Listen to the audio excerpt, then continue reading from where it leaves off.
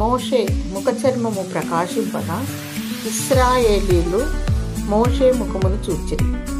మోషే తన ముఖము మీద ముసుగు వేసుకుని. నిర్గమకాండము 34 అధ్యాయము 35 వచనం.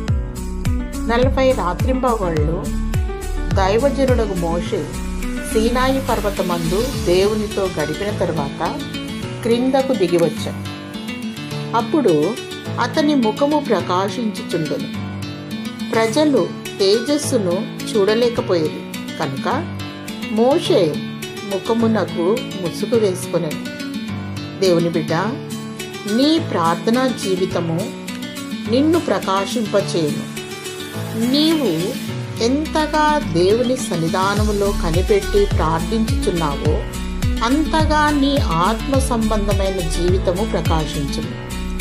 నేడు అనేకులు ఆత్మవరములను, పరిశుద్ధాత్మ శక్తిని పొందుకొనలేకపోవటకు కారణము లోతైన ప్రార్థనా జీవితము లేకపోవటయే. కొంచెము ప్రార్థన, కొంచెము ప్రకాశము.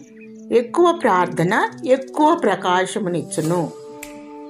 ఆనాడు మోషే ముఖము ప్రకాశించెను. రూపాంతర కొండలో క్రీస్తు ముఖము ప్రకాశించెను. మొదటి హతసాక్షిగా మరణించిన స్టెఫను ముఖము ప్రకాశించెను. ఈ ముగ్గురు జీవిత విశేషాలు మనకు తెలుసు. దేవుని మహిమను చూడగోరిన మోషే కోరికను దేవుడు మరణించెను. అతడు, దయచేసి నీ ముఖమును నాకు కనుపర్చుము అనగా, ఆయన నా మంచితనమంతయు నీ ఎదుట కనుపరచుదను. యెహోవా అను నా నామమును నీ ఎదుట ప్రకటించదను. నీవు నా ముఖమును చూడజాలవు.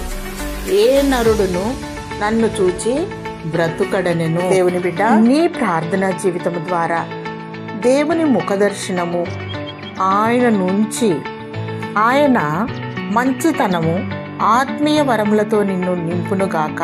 ఆమేన్.